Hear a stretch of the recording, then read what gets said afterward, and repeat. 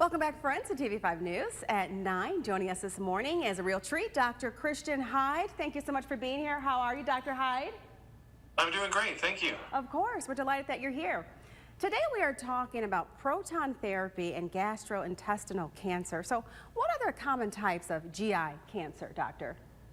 Sure, well, if you think about when you swallow something, it goes into your throat, into your esophagus, your stomach, goes past the pancreas and the liver, into the intestines and out through the rectum. And potentially any of those can develop cancer. And we're seeing a big increase in some of those lately, especially esophagus cancer, which kind of happens right between the neck and the stomach. And that one's become a lot more common. Some of the risk factors for that one have been getting more common. One of those is obesity, because it causes acid reflux to come up into your throat. And the body tries to protect itself by overgrowing the lining of the esophagus, but sometimes that overgrowth can cause cancer, especially if it's combined with alcohol and tobacco. Yeah, so doctor, what are some other causes of these types of cancer? Yeah, another cause for like colon and rectal cancer is eating charred meats and certain chemicals that we can sometimes avoid, sometimes can't. And family history.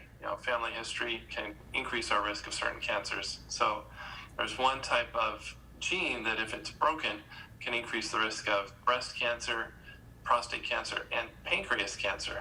And pancreatic cancer is also one of those that's on the rise. And so we're always looking for better treatments to hopefully control or even cure these cancers if possible. And proton therapy is one of those new types of treatments. Wow, that's great information, doctor. So why might proton therapy be a good option for these cancers? The reason why proton therapy is helpful is because it allows us to still treat the tumor, but less of the normal parts of the body. Sure. So this is a picture of the esophagus as seen from the side.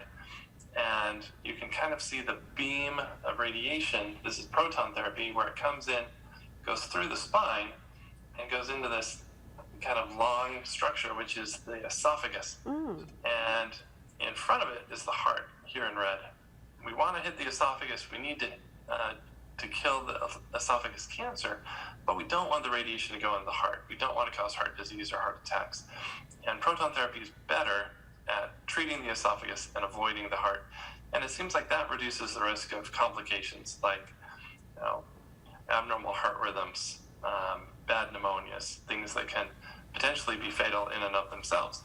So proton therapy is an advance that'll still let us treat the cancer, but be gentler on the other parts of the body, like the heart and the lungs. Oh, thank you so much for sharing that slide there. Yeah. You can really see how targeted proton therapy is. And I also mentioned pancreatic cancer. Yeah. That's one that is very aggressive and difficult to treat. And one of the reasons why is because it's surrounded by so many important organs. So this is like a cross section through the body. The spine is down here, so the patient's lying down, and you can see a kidney here on this side, another kidney on that side, and in the front are the intestines and the stomach. So it's really hard to give radiation to the pancreas without hitting the kidneys and the liver and the stomach and the intestines. And that can give patients a lot of side effects like nausea and vomiting. But if we can bring the radiation in from other directions with protons that don't go through the stomach and don't go through the intestines, it's a lot easier for the patients to tolerate the therapy and get through the treatment without developing severe side effects. So I feel like this is an important advance because it gives us a new treatment tools in this fight against difficult cancers like pancreatic cancer. Wow, seems like a terrific treatment option there.